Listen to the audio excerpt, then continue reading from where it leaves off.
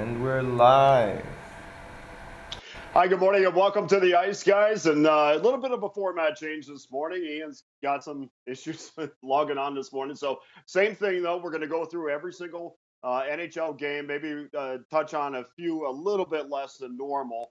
I don't have everybody's games this morning, so we're going to try to tiptoe through this thing this morning. And but on the other side, as usual, you'll get our selections and our best bets, and I'm sure everything's going to go as smooth as possible. We do have a new member to our panel this morning. I believe it's Steven. And Steven, just tell us a little bit about yourself. Well, first of all, thank you guys for having me on the show this morning. I definitely appreciate the opportunity. Well, for those of you guys that don't know me, my name is Steven. I'm with a company called MVP Sport Picks. I just hang out. I give some free picks on YouTube. I live up here in freezing cold Minnesota, so hockey is what we do. And I'm very grateful to be on the show this morning, and I'm looking forward to go over the card with you guys. Okay, and as usual, Andrew McInnes is with us. Andrew, how are you this morning? Yeah, Data, we're doing pretty good. Too bad Ian and Alex couldn't make it on the show today. But look, the show must go on. Steven's here. He's got lots of energy. I know it's early in the morning for the two of you, but big card today, guys. Let's break it down and lots to talk about. So let's do it. Awesome. And, of course, I'm Dana Lane. We will start the card off. And I don't have your game, so I apologize. What I'll kind of do is I think we'll go through each one of your selections. We'll do it one at a time, and then if we might go out of order. So if there's any games that we don't touch on, we'll just kind of we'll just kind of go with at the end. But I want to make sure that we get our selections out there, and maybe a little bit of a banter on each one of the games as well. There are a ton of games, as you mentioned. So game number one, the Islanders in Columbus, and I don't know if either of you are on this, but right now, the Columbus Blue Jackets is minus $1.75. It's a little bit rich for my liking. Obviously, the total would be the way that I would go on this game if I was involved, which I am absolutely not. But the Columbus Blue Jackets, you guys, we've talked about them for quite a while as one of my favorite teams in the Eastern Conference. I just think they're kind of prodding along. A lot of people aren't talking about them, and I think when it's all said and done, I think John Tortorella's team will certainly be there in the end. And this is a good measuring stick for them. Looks like Greiss and Bobrovsky is going to start tonight. This is a good measuring stick for the Columbus Blue Jackets, even though it is a home game. I love the true measuring sticks when teams go on the road to face good teams. But this is also a series where the Islanders have not fared well against the Blue Jackets. In fact, Columbus has beaten the Islanders 12 of the last 17 meetings, and including 4 of the last 5. Either of you have any thoughts on tonight's game? As for myself, I am off this one. I was on the Islanders last night. They came out, they played flat, they played sloppy. Not too sure what to expect out of them tonight. But as you said, I would be slightly leaning Columbus due to the fact that the Islanders haven't really toned too well with them. And for myself, I would have to look over the total in that one. I've been trying to read these spots with the Islanders. You don't want to just go over the total with every one of their games. I mean, the pattern is starting to run out a little bit, and we're kind of starting to figure out who this Islanders team is as we go on. But let's take a look at that complete beatdown that Columbus took against the Oilers. Things like that are what really think, to me, that they're going to bounce back. And under a coach like John Tortorella, you definitely bounce back in a big way. So for me, this is kind of a key game. It's a big game for both teams. I think both teams trying to make points here and trying to prove themselves that they're serious teams and teams that should be taken seriously as the season goes on. And I think Columbus and New York are always on that kind of borderline as we get closer to playoffs and after the All-Star break. How do we really take this team? Do we take them seriously? Are they just a regular season team? Can they do it in the playoffs? So this might be a pretty big game, guys. I'm looking forward to it, and should be some goals early and often. I would say even the possible first period bet over 1.5 goals in the first period here. Yeah, and I agree with that. I mean, it's a total or nothing for sure on this game. I mean, even though I really have no problem in the 30-40 range if I feel like I'm getting a superior team over in Team A over Team B. You guys know I have no problem laying that, but certainly not and this price. We'll move on to the next game. The next game is game number 5 and 6, the Buffalo Sabres against the Philadelphia Flyers. And again, is coming in, according to the SBR odds page, which we encourage you to go and check out every single day. As it looks right now, a lot of the money is coming in on Philadelphia, both professional and in the general public is pushing this number up to $1.71, up from $1.65. I mean, I really have no interest in the Buffalo Sabres. We've talked about this before, guys, where, I don't know. Sometimes we see Sabre money coming in, and I'm looking at one of the worst offensive teams, one of the worst defensive teams. And unlike last season, where the Buffalo Sabres were fantastic on the power play, that has also fallen off this season as well. I just don't want anything to do with the Buffalo Sabres. And again, this would be a situation where I would look at the total before anything else. But honestly, that top line is a mess. I mean, Jack Eichel is kind of a man out in the middle of nowhere. I mean, he has played well in his last 5 games, but obviously they're not getting any production out of Pominville. They're not getting any production out of Pouliot. They're not getting any production from their blue line. So anybody who wants to bet the Buffalo Sabres is basically just crossing their fingers and hoping that the Sabres come up with an effort that usually they don't come up with. Either of you have any of your selection on that? As far as this game goes for me, I think it's one of those kind of trap games because you look at it right now. I mean, Philadelphia laying -171, -175, -180 at certain spots, and that's not really something where most of us are comfortable laying unless you might as well just move to the puck line. And as far as Buffalo goes, if you have to actually look at this team, they've done a decent job of staying with teams for a decent amount of time in the game. They're actually a team I wouldn't be looking to bet the puck line against just because they've been kind of that annoying team that likes to hang around and stay with you until the third period. So that's kind of something that I would like to notice about this team. But also one thing I want to mention quickly about this Buffalo team is Robin Lehner. He's definitely been one guy that I've actually noticed over the past couple of games for the Sabres team, and I do feel bad for the guy. He actually is a solid goaltender. He works his butt off every single game. You can tell just how much he really cares about his team and coming out every single night. Like, he really is this backbone for this Buffalo Sabres team. It's taken so lightly, and people always wonder what kind of goalie he really is. And I know he has his temper tantrums and he can't keep his cool a lot of the time, but you know what? The fact is, guys, I think at some point people have to realize that Lehner actually is a big part of this Buffalo team, and I really do wonder, guys, how much more of a beatdown they'd be taking every single night if it wasn't for Lehner in nets. Yeah, Steven, any thoughts on this? Yeah, as for myself, guys, I'm going to stay off this one. Philadelphia has been doing fairly well as of late, but this is definitely that I definitely don't want to pay the price for on the money line, and this isn't a team that I can be trusting on the puck line as of yet. So this is a game I am going to stay far, far away from. Okay, we'll move backwards in the schedule a little bit because I actually had to hit the hash mark to have the schedule be in order. We'll go back to games 3 and 4, the Washington Capitals against the Boston Bruins.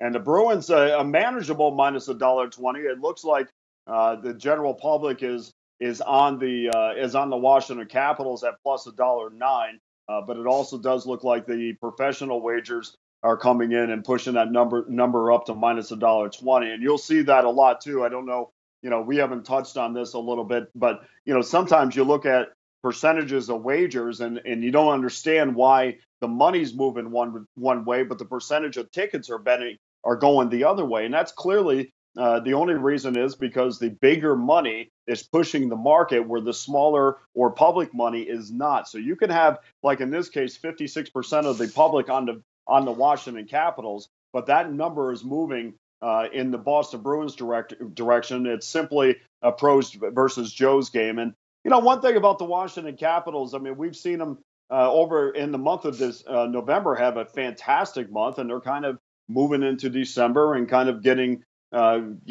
seasoned for the postseason. And I really kind of like the way this team is moving. I think by the end of the year, I think Barry Trotz's team is going to be primed for a playoff run. And this is a little bit different way that the Capitals are getting into postseason. Usually it's, start to finish as far as being number one in the conference. But this year they're kind of laying low in the weeds. I'm not sure that I love them here in this position because Hudobin's starting for Boston. And the one thing, guys, as we've seen over the last week, we saw that Tuukka Rask regain control of that top spot or the starting goaltender spot for the Bruins. Now we get to see how Hudobin responds. I really like this situation for Boston. I think they're playing very well. They're getting healthy, and I think getting David back was a big step forward for the Bruins moving forward in that division. Andrew, do you have any thoughts on the Washington Capitals, Boston Bruins tonight?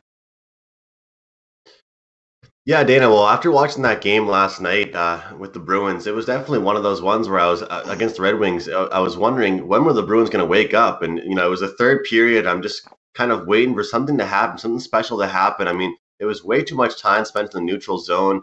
I love how the Bruins team just constantly sticks to the basics, get pucks deep. But we have to mention that performance in just the last almost minute and a half of the game. They really got their stuff together, especially when the goalie was pulled. I've never seen a team so quickly set up after the goalie got pulled. Beautiful pass from Brad Marchand, and then he ends up finishing it off in overtime. And for me, I love talking about back-to-backs with you, Dana. You and I always talk about the mental aspect of handicapping. And thinking about this right now, like I wouldn't think that they're tired whatsoever. I would think of course they might have that flight back. It was a pretty snowy here in the East Coast, but let's think about it here, guys. Like they're probably pumped up. They're amped up after that OT win. They're going to play this Capitals team. And I'm kind of questioning why Capitals are such plus money and why Boston's the favorite the way that they are. I think that this is going to be a good game. But for me, I like the way Boston's feeling after yesterday's game. I mean, a lot of the time you talk about it in football as well. You think about a team that played Sunday and they have to go play Thursday. Of course, that might suck for certain teams. But if you're fresh off a big win and it's an overtime win and you're feeling great and the team atmosphere in the locker room, you're probably pretty pumped up. And so from my perspective, a lot of people, when they're looking at the totals of games, they just think right away, might as well be an under pick if a team's coming off a back-to-back and they didn't play very well yesterday like the Bruins. But for me, I'm all about the over in back-to-backs like this. First of all, it causes sloppiness on defense. It causes a little bit of changes. But it also causes players to know, like, hey, look, we played a game yesterday. We know we did wrong. We have systems to work it out. There's no time to think. Let's get right back out on the ice and do our thing. And I think that'll really help this Bruins team right now. And, of course, the Capitals, they're always a dangerous team. And especially when they're rested, they're going to be even more dangerous. So for me, I think there's no excuse for this game not to go over the total, guys. I think the Bruins will have a lot better of a performance than they had yesterday. And they ended up coming out with the win. So from my opinion, I think this game has a good amount of goals in it, guys. Andrew, Steven, your thoughts? I think that's a safe bet with Andrew, and I'm definitely off of this game. I looked at it, I dug into it fairly well, and it's confusing for me. But if I were to take a lean, this is where I would go, considering how that Boston squad played last night against the Detroit team. I was expecting Boston to come in there and absolutely hammer that Red Wing squad, and they didn't. They got lucky at the end. I think they got the tying goal within the last 2 minutes, I believe, and they did squeeze out the win in overtime. So kudos to them. I was on them, so I think they're in a tough spot here tonight. They got this Capitals team that has played extremely well against them. Boston is just 7-20 in the last 27 in this series overall. And this Capitals team has won their last 5 games here in Boston. Considering the Capitals have won 8 of their last 10 games, they're playing fairly well. If I were to take a side here, guys, I would be leaning the Washington Capitals. Okay, and that's right. I was going to bring that point up too about the Bruins just really, or the Capitals really seem to have the Bruins number. And I know that years that the Bruins couldn't beat Braden Holtby, and in the Capitals have always been a team that they've had issues with. And it doesn't matter whether or not they play them at home or they play them in Washington. Moving along on the schedule, games 7 and 8, New Jersey and Montreal. No line on this game right now, and we'll let you run with this a little bit, Andrew. But certainly a game for both teams. That's kind of one of those things where I will sit back and make some notes on this, because I'm beginning to not really know where I am with both teams. It's usually about 5 to 7 teams every year or during the course of the season that I stay away from because I just don't have a good handle on them. And I'm starting to feel that way about New Jersey. I know that New Jersey is one of those teams that are, if you look at the statistics, they're one of the best offensive teams in the National Hockey League. But if you step back over the last 2 weeks, they are in the bottom third offensively, and I think sometimes we overlook looking at the last 2 weeks or the recent form or even the last week. I tend to go last 2 weeks because I like to get more of a mix of games. And the last week or so, you might get 2 or 3 games, and that's not enough for me. But I'm kind of Andrew. I don't know how you feel about Montreal at this point. I think that there's a lot of excitement about Carey Price coming back. They certainly are playing better. I just don't know if I'm to that point where I'm all in on Montreal every single night and every single situation. And of course, we got to see who's in nets tonight. And I think that that's partly the reason why we don't have a line on this yet. Yeah, well, I'll tell you guys one thing. I know I'm not really too excited to wake up in the morning and hop on the Montreal Canadiens at -140 or -150. That's for sure. It doesn't really get me too excited in the morning. So for me, when I look at this game, I think the way I see these two teams, Dana, and you guys might see them completely different, but for me, I see these teams as two teams with good, solid goaltenders in Carey Price and Corey Schneider, but I see them as teams that no matter what, they have that offense. When the offense is there, it is there, but the decor continuously lets them down, causing the exceptional goaltenders to still look bad sometimes. And I think a couple games ago when Carey Price got pulled, probably about 75% of the goals that were scored on him really just weren't his fault. And, not even trying to defend the guy, but it just, there was just a huge lack of defense in that one. So, sometimes there's just days where I have leans on under, sometimes I have leans on totals. And for me, guys, I just like the Canadiens when they're off rest. I like it when they have time to prepare. I think their coaching staff is a good coaching staff, but I think they also don't do well in back-to-back situations or when they're jam-packed on their schedule. So for me, just want to take a quick look here at the over in this one. I mean, New Jersey actually averaging 3.13 goals per game. Montreal 2.74. But interesting stat here for Montreal. They're averaging around 35 shots per game.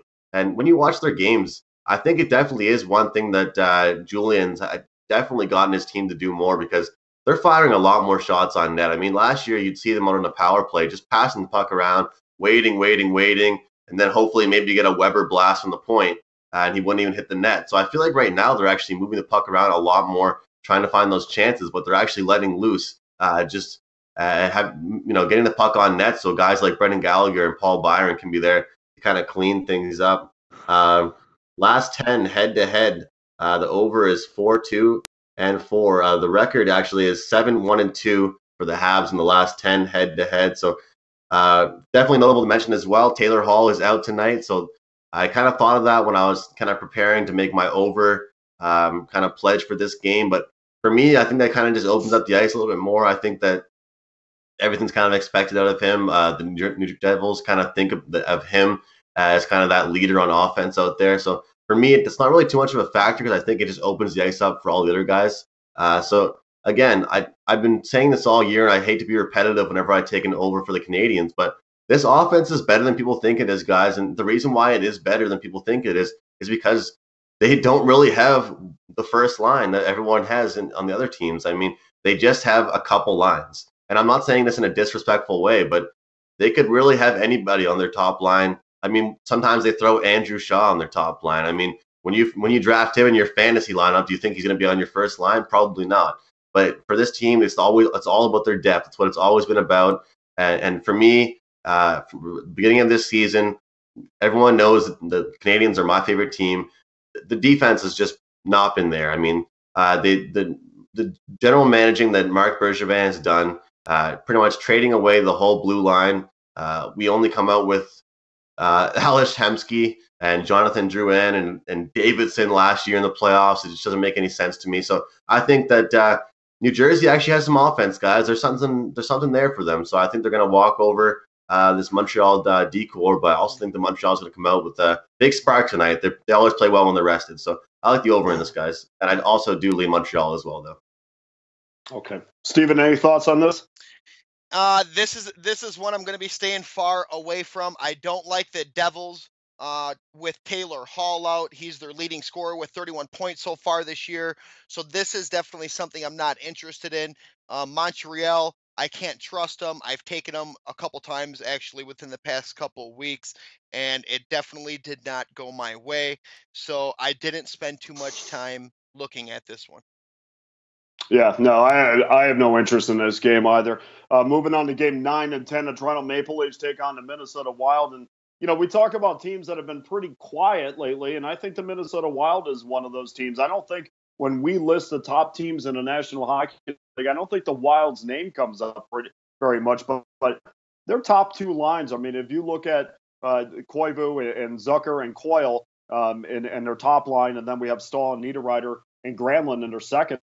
I mean, they're played as well as anybody in the league in the last 5 to 10 games. So I really, from an offensive standpoint, I don't have a problem taking them, even with Dubnyk out with that lower body injury, because I think that they could carry the puck enough to alleviate a lot of pressure off of their goaltender. So I don't really want to overreact to a Devid Dubnyk loss, but at the same time, you take a guy like Austin Matthews out of the lineup, who's going to be missing his third straight game, and I think that adds too much to the mix. I don't really know what I'm going to get, and I won't be able to see them over a consistent basis to be able to take them. I do see $1.30 up right now on one of the on SBR website. It would be on UWager, $1.30 Minnesota, but that's the only line that we have on that, and I don't want to be involved in any games that I have questions in, and this is a big question mark game, even with Dubnyk out of there, and me feeling a little bit better about Minnesota's chances. But you take a guy of a caliber of Austin Matthews out of the lineup, and I just really don't know what I'm going to get from a night in, night out basis. So this is a pass for me for sure. Steven, do you have any thoughts about the Toronto Maple Leafs Minnesota Wild tonight? First of all, for all the viewers out there that don't know, I do live in St. Paul, Minnesota. I am 5 minutes from the Xcel Energy Center, and I am a Minnesota Wild fan. Here is what I have to say about the Wild team. I do know when they're in a risky spot. I do know when they're in a bad spot, and I do know when to stay away from them. Tonight, I'm actually happy that you just brought it up. You found a money line at minus 130, you said. That's great, because I've been looking all morning and have not been able to find one. And at that minus 130 price, guys, I will be hopping all over this Minnesota Wild team here tonight. Considering the fact that the Minnesota Wild are 5-1 in their past 6 games, and they're extremely tough to beat at home with a 9-3-2 record. Toronto, on the other hand, has definitely been pretty decent on the road, faring at a 10-6 record. But if you look at their track record, guys, they haven't done so well here in St. Paul, losing their past 4 straight. When you look at this Wild team, when they're playing on one night of rest, guys, they come out recharged, and they do pretty good, going 5-1 in their last 6, coming out on one night of rest. And as far as the Maple Leafs, I'm expecting some fatigue to be setting in here for this Maple Leafs squad tonight, as they're playing their 4th game in 6 nights. And for me personally, when it comes to fatigue factors setting in, this is when I like to favor the home team. You have an exciting crowd. You're at home. The crowd's completely excited. They are going to be bringing extreme amount of energy to this Minnesota Wild team here tonight. And then when we break down the facts of the game, when we look at some past track records, consider this, that the Leafs are 1-7 in the last 8 meetings with the Minnesota Wild. And the home team, guys, is 7-3 in the past 10. The Maple Leafs have definitely had their struggles here in St. Paul. One thing that I have seen, the Maple Leafs are a decent team. Yes, that's not going unseen here, guys. But this Minnesota Wild team is playing strong. They're playing good at home. And let's not forget about this, that if Dubnyk does not play tonight due to his lower body injury, that Stalock will be in the net. He's a local kid here from Minnesota, I believe South St. Paul to be exact. And with him in the net, I even feel more comfortable. He has something to prove. He wants to earn ice time. He is going to come out there and try to play one of the best games, I would hope so, that he has ever played. I'm going to be all over the Minnesota Wild in this game tonight, guys. Okay, we have to move along. Chicago, Winnipeg games, the game 11 and 12. probably one of the best games on the schedule tonight, if not the best game. Money coming in on Winnipeg, pushing that number from minus $1.20 to $1.34. Looks like both the pros and the Joes are both on the same side here. And before you know it, the Chicago Blackhawks are playing pretty good hockey. Maybe a team that we buried prematurely, but if you take a look at their last 3 games against Florida, Arizona, and Buffalo, not only did they win those games, albeit 2 of those games were in overtime, but when teams start turning things around and becoming teams that you really have to pay attention to, they start playing defensive hockey first. And the Buffalo and the Chicago Blackhawks have certainly done that, allowing just 2 goals to Florida, 1 goal to Arizona, 2 goals to Buffalo. And yes, I know that is not the top of the upper echelon of the National Hockey League, but nonetheless, we've seen teams that I mean, it's just about any time Arizona wins, we see the other team not play the way that they should against one of the worst teams in the league. So I'm not involved in this game, but certainly one of the best games to watch. And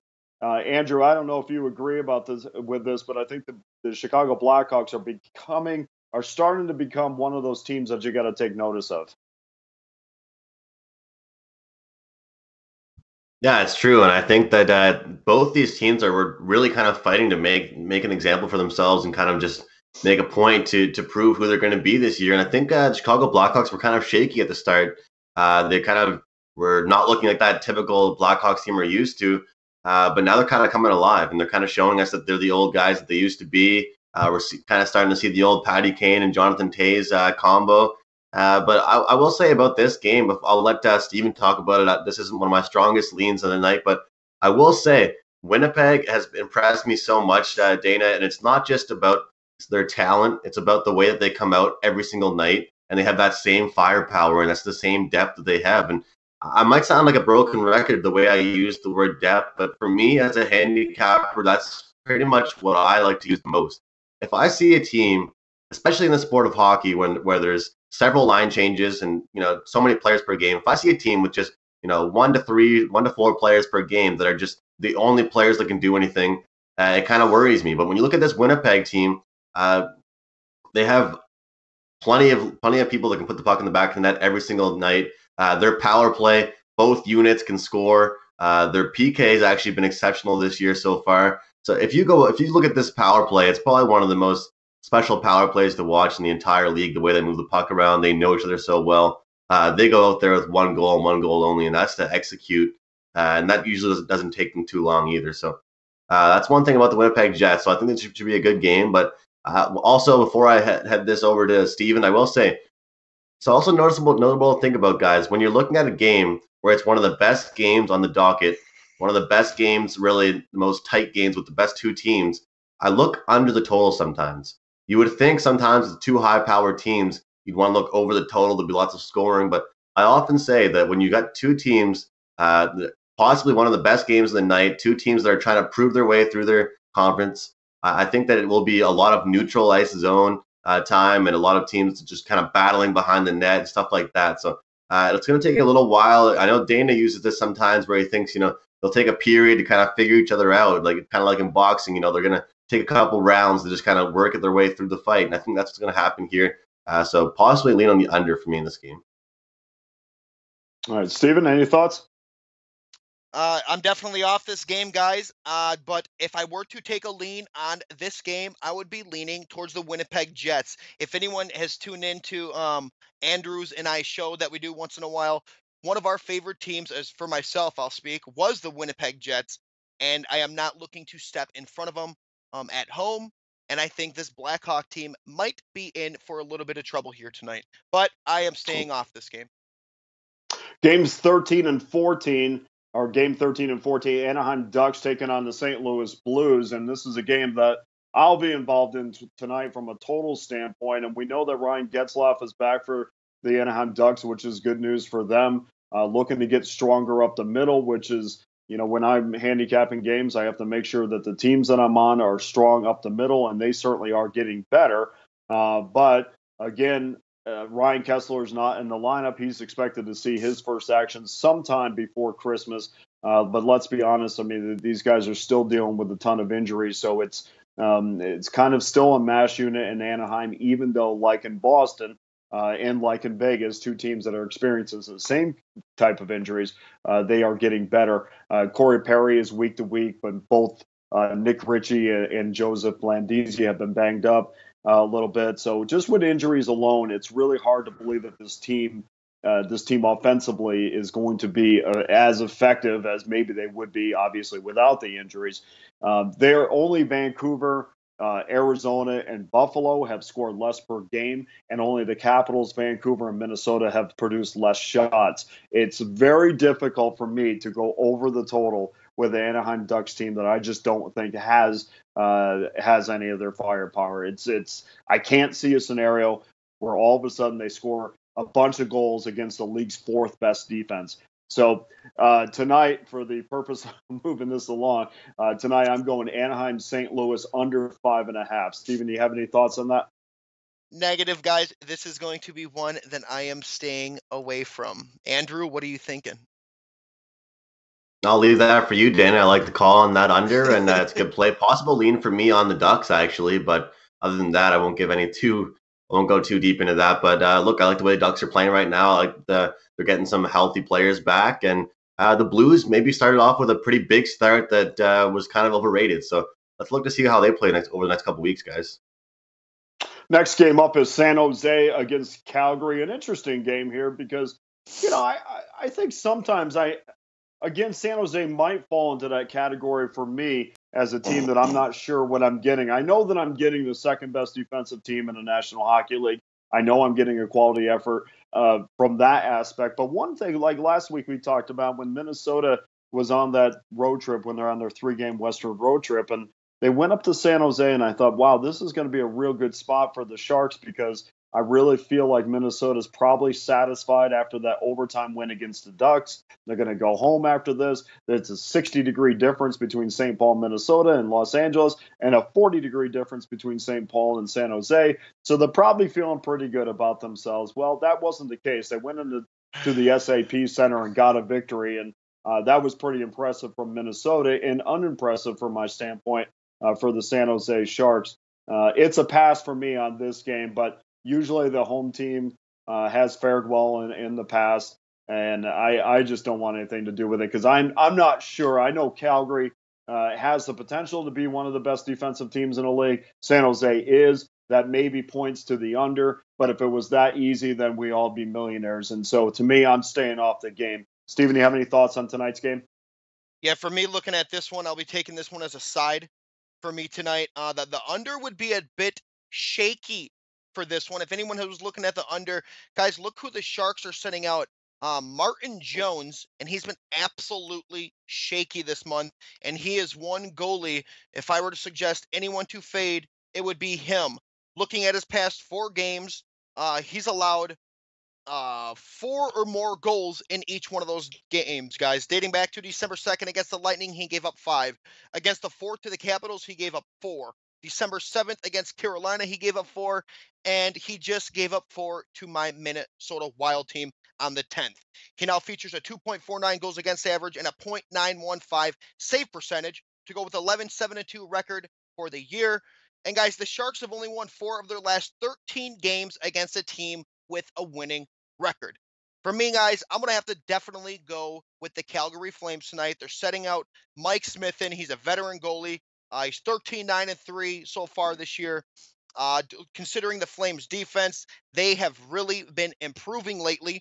Looking at their past 4 games, they have only allowed 8 goals, and 2 of those goals, guys, have came on a shootout. So defense is improving for me. Calgary's playing at home.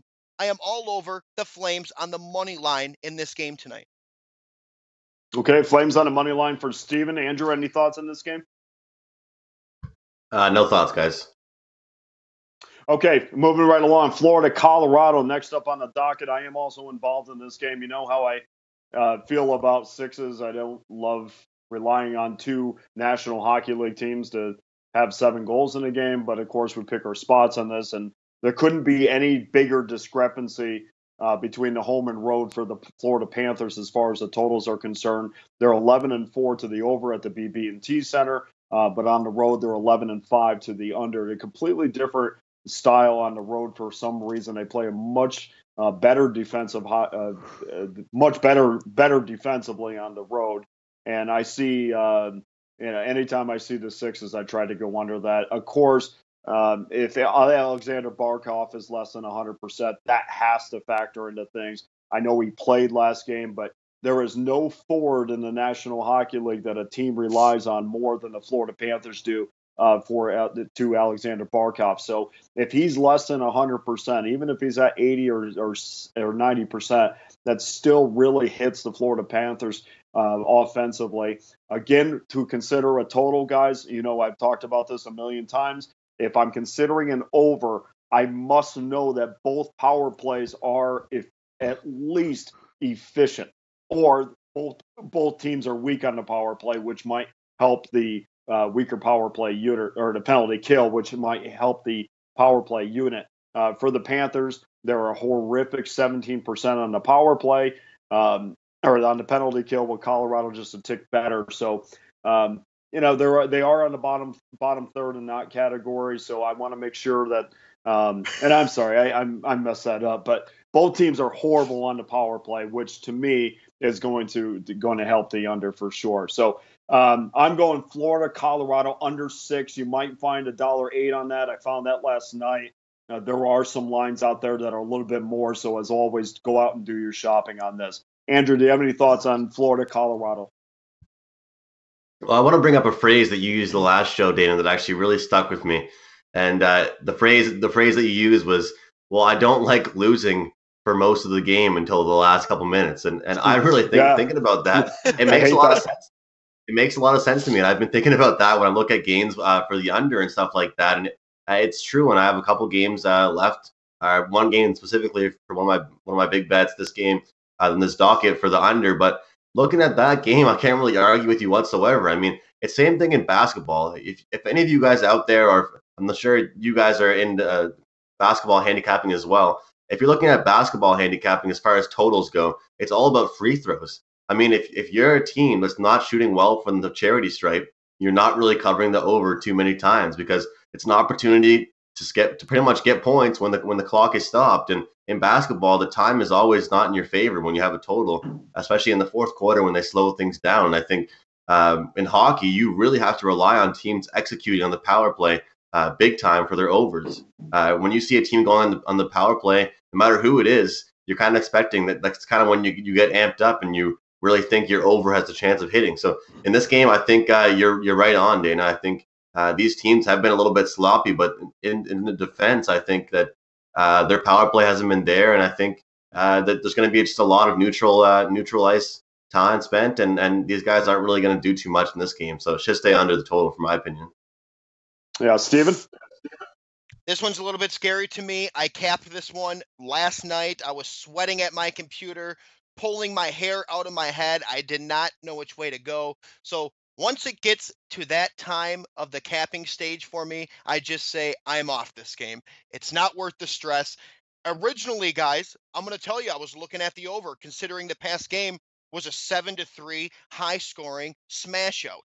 But with that being said, you expect a lower scoring game the next time these two teams come out. They don't want to get embarrassed again. They don't want to allow in those goals.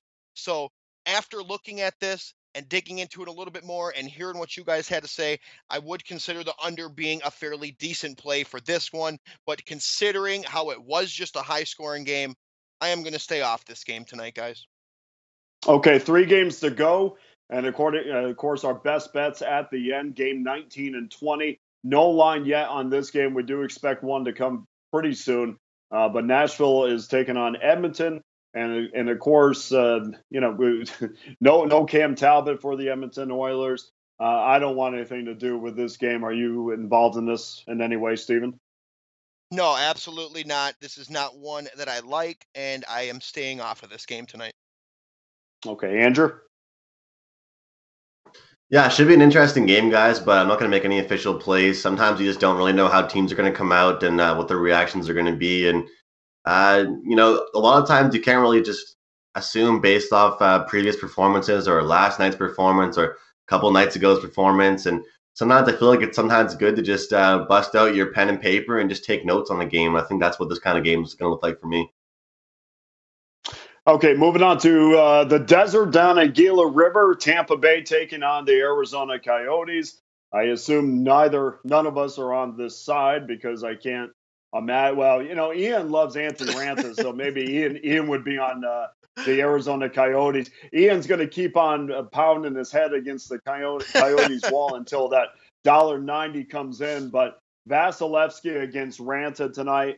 It is a little bit of a, you are getting a little bit of a diluted line. That's one good thing about betting road teams, that you do get kind of the dilution of the line. But, even at $1.90, I have no desire to be involved with the Tampa Bay Lightning. And I certainly don't have any desire to be involved with Arizona, even though that they've played well. And I'm sure Rick Tocchet he loves the way that the direction of the team is going in. But for me, it is an absolute pass on this because neither team in this situation is attractive for me. Steven, do you have any insight on this game? Dana, I do have insight on this game, and this is actually one of my best bets. Did you want me to go over it now, or would you like to hold off and go over it when you're ready? Yeah, we'll hold up until the end. Here comes the Tampa Bay Lightning selection. Okay, everybody, go lay $1.90. Andrew? Look, here's one thing I'll say. We're always joking around. You're saying that, Ian's hopping on the Arizona train every now and again with Ranta, but I have to say, I've kind of gotten burnt a couple times, and it's, worked every now and then with them, but betting the puck line against Arizona has not really been good. It's not really been one of those things I've liked to do. I've gotten burnt on it too many times, and I'm kind of pissed off about it, and I'm pretty fired up tonight to go right back at it, get the puck line. Best line right now is plus 155, 5 dimes, and I think that there's just way two different teams. I mean, you just look at it, guys. If you looked at this game, if you asked Joe Blow walking around the street, he'd be able to tell you, oh, yeah, I think Tampa can beat them by 2. I mean, it's kind of one of those plays where I don't want to think twice about. This team scores predominantly more. For me, I mean, you might even have to go with the 1-2 punch. I mean, I'm heavier on Tampa puck line, but the over would probably hit as well. Arizona is one of those teams that could always punch a couple in for you just to spoil your puck line. So you might as well lay a little bit on the over. I see this being maybe a 5-2, 6-2 kind of game. Tampa's going to come out with the lineup that they have, guys. They're dangerous from everywhere. I mean, I don't think they're one of those teams that you can only rely on that one guy or that first line to do stuff. I love the way Kucherov and Stamkos are kind of going back and forth right now. They kind of remind me of the old Marty St. Louis and Stamkos kind of lineup. And then we've got Palat, Point, and Johnson on that second line. That they come out and they impress me every night. They kind of look like different guys every night. They're not really these all-stars. They're not the guys you're going to see, out in the all-star game kind of bragging about themselves, but they're kind of those key players on this Tampa Bay Lightning team. So for me, guys, I'm just done with this Arizona team. I'm done with them ruining every puck line that I take. Every time I bet against them on the puck line, they just lose 3-2 or 2-1, and I'm tired of it. So tonight's the night that Tampa Bay is going to absolutely kick their ass, and the puck line plus 155 is there at 5 dimes. I'm ready for it. Okay, I will mark that down, and Andrew is minus 1.5. Which is really the only way that you can play this. Do keep in mind that the Arizona Coyotes have played the most road games in the National Hockey League, but it's very difficult to overcome a Tampa Bay team that has been absolutely fantastic, not only 5-on-5, but on the power play. They've recorded a power play goal in 14 of their last 17 games, and that equates to a 27, almost 28% success rate, which is fantastic. Okay. Dana, real quick. Last but certainly not least, yeah, go ahead. Sorry about that, but just had to quickly mention here. I had this up, and I know we don't like to talk about, years ago or the last 3 years, last 3 seasons, but these two teams are scoring against each other at high rates. The last 10 games head-to-head, Tampa's averaging 3.9 goals per game, Arizona averaging 3.2 goals per game, and the penalty kill percentage is 84%, but these two teams are still, the over is 8-2. In the last 10 games between these two teams. So if you're going to expect anything, expect an exciting game and lots of goals. Yeah, I agree with that. I was worried halfway through, guys, that we weren't going to finish the show up, but here we are. One more game, which I will be attending tonight, and then we're going to be on to our best bets. The Vegas Golden Knights, and how's that for not being prepared whatsoever this morning? The Vegas Golden Knights against the Pittsburgh Penguins tonight, and what can you say? I mean, you have to. And I'm on the total on this game because, honestly, guys, the pace of play in this game tonight is going to be back and forth, up and down, and it's probably you would be hard pressed to find a better quality game or a more entertaining game than you will get tonight between the Pittsburgh Penguins and the Vegas Golden Knights.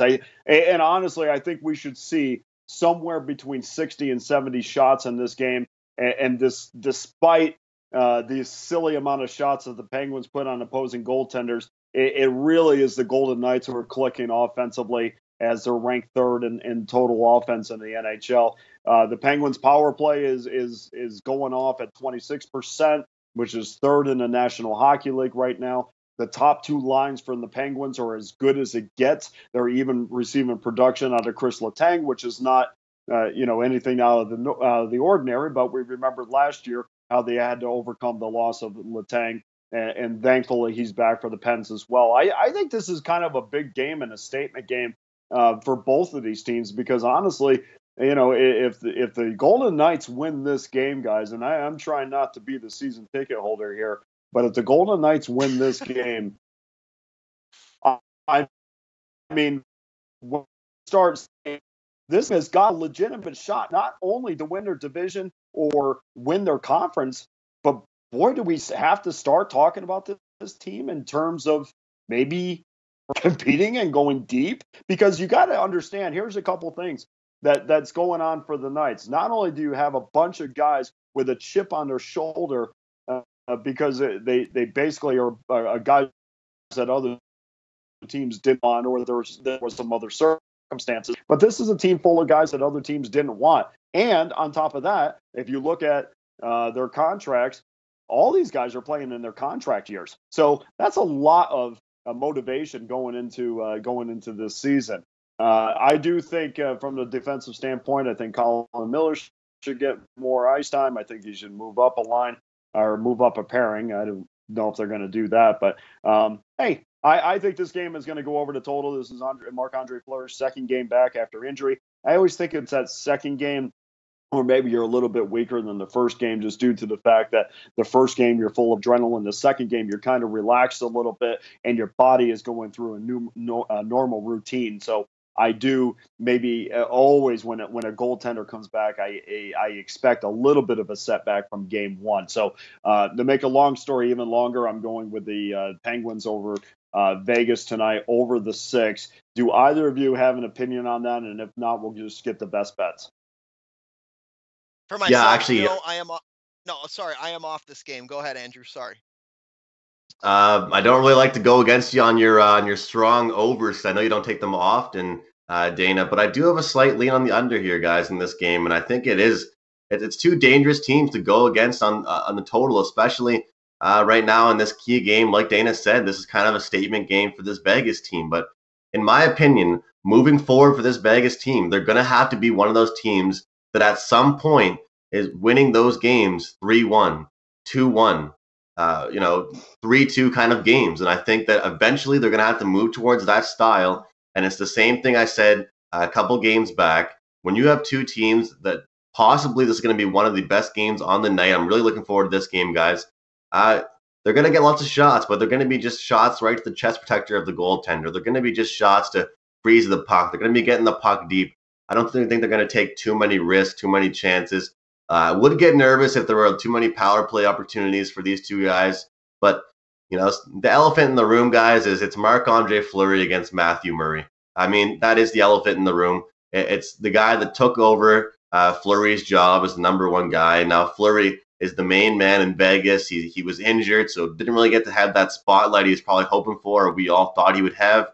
And, if we thought he played well last game, could have had that last shot in the shootout to win it for his team. But look, this is almost, to me, an even more important first game back from Fleury than that last one is, I think. And, it's a tough pill to swallow for myself, even thinking about taking an under between these two teams. But I just think when this matchup, everyone's going to be hopping on the over. But I think if this is going to be any kind of close contest, it's going to have to stay a little bit low scoring. But I'll tell you one thing, that first period is going to be the one that really tells us what happens.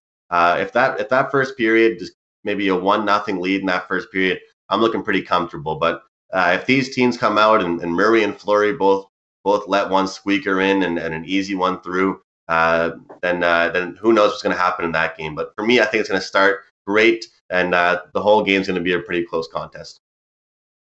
Okay, we got 2 minutes, guys. Let's do best bets real quick. For me, Anaheim, St. Louis, under 5.5, minus $1.15. You give me the under on a team that can't score against one that hasn't been scoring. I'm good with that. Andrew, your best bet for today. You know what? I'm heading back to the puck line, Dana and Steven. I like it a lot, and I think it's going to be hilarious if we come back on the show and I'm going to say, look, finally had this over Arizona. So let's hope for the beatdown. I did have a lean on the over as well, but looking at Tampa Bay at 5 dimes, plus 155, guys. Let's roll with it. Okay, and for Steven, for you. Here is what I'm going to go with for my best bet on my first official Ice Guy show. Guys, I put a lot of time into this game, and I'm sure, Dana, you're going to be thinking I am going to be taking the Tampa Bay on the money line. But sorry to disappoint. No. I am well off the side of that game. I feel it may be a little bit trappy. If anyone were to first look at this game, you would assume Tampa Bay is going to come out here and absolutely destroy Arizona. But where I'm going with this one is over the total. Guys, we're going to go over 5.5. These two sides right here has gone over the total 8 out of their past 10, just like Andrew stated. And if you guys have looked at the Lightning and how have they been scoring lately, they have scored 23 goals in their last 5 games. They're absolutely on a scoring extravaganza. Expect goals here tonight. Expect this one to go over the total. Okay, with that being said, we appreciate everybody watching the Ice Guys, and we have we're out of time. Thank you for watching. Our best bets: Anaheim, St. Louis under 1.5, Tampa Bay minus 1.5, and for Steven over 5.5, Arizona, Tampa Bay. For Steven and Andrew, I'm Dana Lane. Have a great week. We'll see you Saturday morning.